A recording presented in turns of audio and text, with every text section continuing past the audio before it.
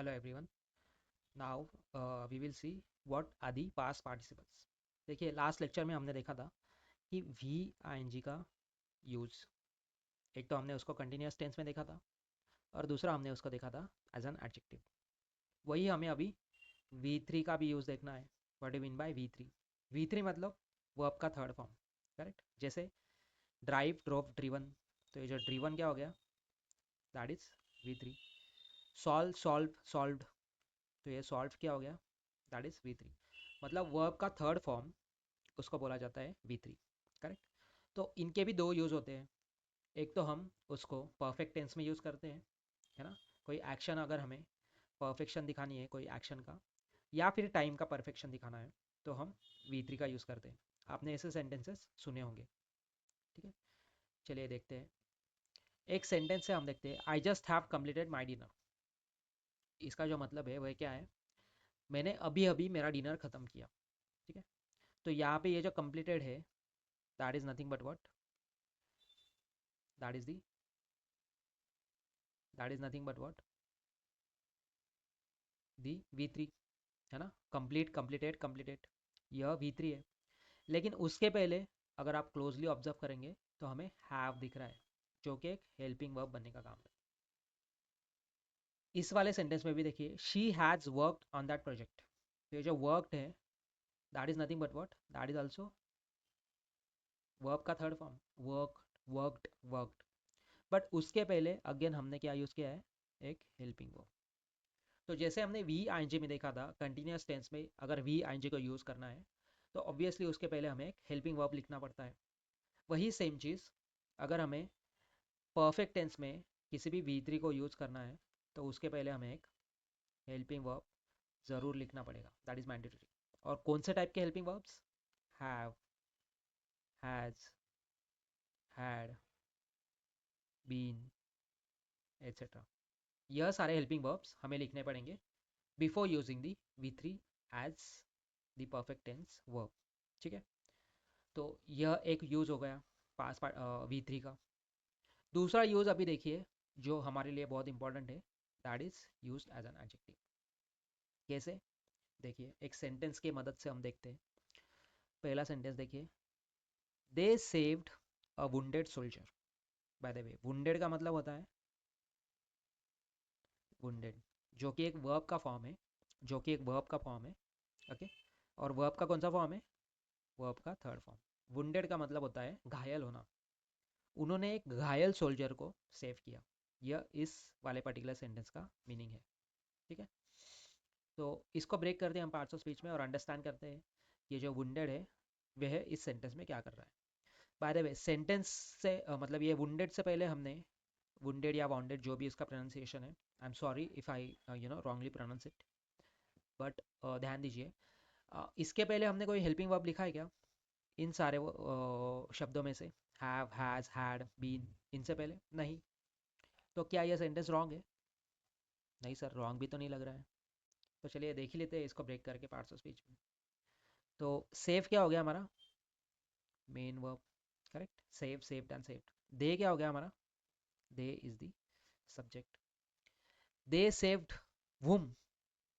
अगर वर्ब को हम व्हाट या वुम ऐसा क्वेश्चन पूछते हैं and if we are getting the answer, तो हमें ऑब्जेक्ट मिलता है। तो this soldier is nothing but what, that is the object. Object है मतलब नाउन है। अच्छा, सोल्जर कैसा है? सोल्जर के बारे में यह वुंडेड कुछ विशेष इंफॉर्मेशन दे रहा है, करेक्ट? तो अपने बाद आने वाले नाउन को क्वालिफाई करने का काम जो भी वर्ड करता है, ध्यान से समझिए, अपने बाद आने वाले नाउन को क्वालिफाई करने का काम जो भी वर्ड करता है, that is nothing but what, that is the adjective. Understood? तो यहाँ पे V3 का भी यूज़ हमने देखा कि वह एज एन एडजेक्टिव की तरह हमने उसको यूज़ किया। दूसरा भी सेंटेंस देखिए, he asked question to the elected king. तो यहाँ पे आस्क क्या हो गया? Main verb. ही क्या हो गया हमारा? Subject. He asked what? Question हमारा ऑब्जेक्ट। टू हमारा प्रीपोजिशन। टू के बाद जो भी नाउन या प्रोनाउन आएगा पहला, that is the prepositional object. मतलब किंग है मतलब क्या है, और प्रिपरेशन ऑब्जेक्ट कौन बन सकते हैं, सिर्फ और सिर्फ नाउन या फिर प्रोनाउन। तो किंग कैसा है, इलेक्टेड, है ना। किंग के बारे में, इलेक्टेड जो वर्ड है कुछ विशेष इन्फॉर्मेशन दे रहा है, किंग के बारे में कुछ विशेष इन्फॉर्मेशन हमें बता रहा है ना। किंग कैसा है, इलेक्टेड है। किंग कैसा है, जो बहुत बहादुर है। किंग कैसा है, जो तानाशाही की मदद से गद्दी पे बैठा है। तो this word is actually giving some information about the noun that is being written after it, that's why it is an adjective. तो ये जो वुंडेड और इलेक्टेड, ये दोनों क्या है, दिस टू आर V3, और दोनों कैसे यूज हो रहे हैं, एज एन एडजेक्टिव। तो ध्यान से सुनिएगा, whenever V3 is use as an adjective, V3 जब एडजेक्टिव की तरह यूज होता है तो उसको हम बोलते हैं पार्टिसिपल। किस टाइप का पार्टिसिपल, पास्ट पार्टिसिपल। इसके पहले V को हमने देखा था कैसे, इसके पहले V को हमने देखा था प्रेजेंट पार्टिसिपल, और V3 को हम बोलेंगे पास्ट पार्टिसिपल। दोनों का काम एक ही है, they both are used as an adjective, और उनको अगर हमें टेंस में यूज़ करना है तो उनके पहले हमें कोई हेल्पिंग वर्ब ज़रूर लगाना पड़ेगा। अंडरस्टूड। आई होप आपको यह चीज़ें समझी होगी। एंड थोड़ा सा क्विकली अगर हम रिवाइज करेंगे तो देखिए, V एक तो हम उसको कंटिन्यूस टेंस में यूज़ करेंगे। अगर कंटिन्यूस टेंस में यूज़ करना है तो उसके पहले हमें हेल्पिंग वर्ब ज़रूर लिखना पड़ेगा। किस टाइप का helping verbs, am, is, are, was, were, be and been. तो जिस भी प्रकार का हमारा सब्जेक्ट होगा उसके अकॉर्डिंग हमें सिंगुलर या प्लूरल हेल्पिंग वर्ब यूज़ करना पड़ेगा, ठीक है। और V का दूसरा यूज़ क्या है, एज एन एडजेक्टिव। तो इसके पहले कोई हेल्पिंग वर्ब की हमें ज़रूरत नहीं है, लेकिन वह एडजेक्टिव की तरह यूज़ हो रहा है। मतलब क्या, उसके बाद जो भी नाउन या प्रोनाउन हम लिखेंगे उसको वह क्वालिफाई करने का काम करेगा, ठीक है। This two things are there, और इस पर्टिकुलर थिंग, मतलब इस पर्टिकुलर यूज के लिए उसको बोला जाता है प्रेजेंट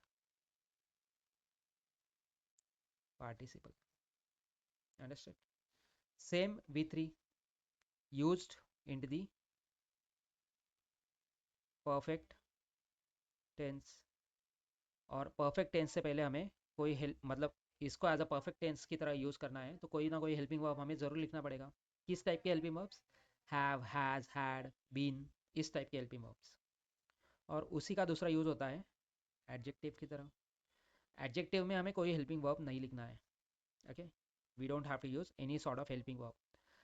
बट कोई भी नाउन या प्रोनाउन उसके बाद जो आता है उसको वह क्वालिफाई करना चाहिए। तो इस वाले पर्टिकुलर चीज़ के लिए उसको बोला जाता है past participle. Understood. I hope आपको यह चीज़ें समझी होगी, जो भी बेसिक्स मैंने सिखाया है, प्रेजेंट पार्टिसिपल्स, पास्ट पार्टिसिपल्स और एडवांस वर्ब। इसके पहले भी हमने सीखा था infinitive 2+V1 used as a noun, और V used as a subject और ऑब्जेक्ट, ठीक है। उसको हमने जिरंड बोला था, ठीक है। तो जिरंड, इन्फिनेटिव और पार्टिसिपल्स, ये जो चीज़ें लोगों को बहुत डिफ़िकल्ट लगती है, हमने बहुत अच्छे तरीके से उनको समझाने की कोशिश की है। होप आपको यह चीज़ समझी होगी और अच्छी भी लगी होगी। तो if you like this video, इसको एक लाइक कीजिए, शेयर कीजिए विद योर फ्रेंड्स जो कॉम्पिटिटिव एग्जाम्स का प्रिपरेशन कर रहे हैं, and those who wanted to learn English as a spoken language. And please channel को सब्सक्राइब कीजिए, दिस इज़ आवर मोटिवेशन। ऐसे ही कंटेंट देखने के लिए, ऑसम कंटेंट देखने के लिए, थैंक यू।